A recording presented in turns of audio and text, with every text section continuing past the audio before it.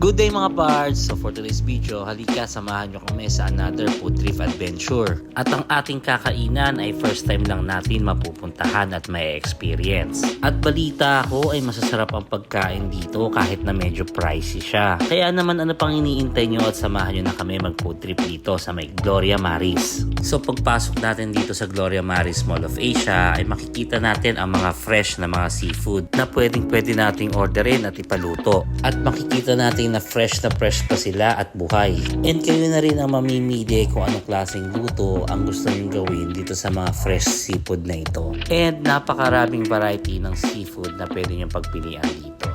And aside from that, marami pang variety na pwedeng pagpilian dito sa menu nila.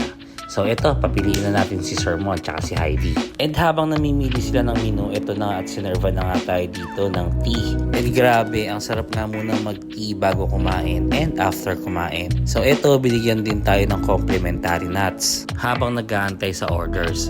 So ito, yung drinks din muna yung unang dumating. So for season yung in-order ko and mango naman kay Heidi and Erica. And dumating na din pala yung chicken feet na in-order ni Sir Mo na pinagmamalaki niya sa akin. Na favorite niya daw every time na kumakain siya dito sa may Gloria Maris. And guys, tama nga si Sir Mo, napakasarap at napakalambot ng kanilang chicken feet. Isa din sa mga masarap namin na order ay yung black pepper beef nila na napakalambot guys. And yung bean curd nila, grabe recommended din guys. And napakasarap at siksik. And itong salt and pepper pork ribs, grabe ang sarap papakin guys. Lalo na yung sasaw-saw mo sa chili garlic.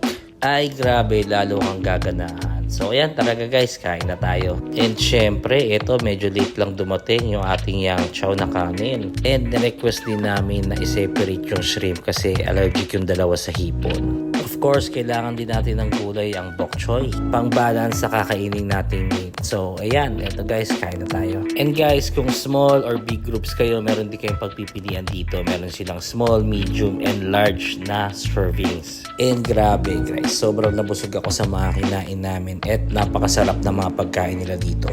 Definitely will try yung mga iba pa nilang dishes dito. So like yung roast duck, meron sila dito na for sure masarap din. And that's for today's food trip episode mga parts. Bye bye!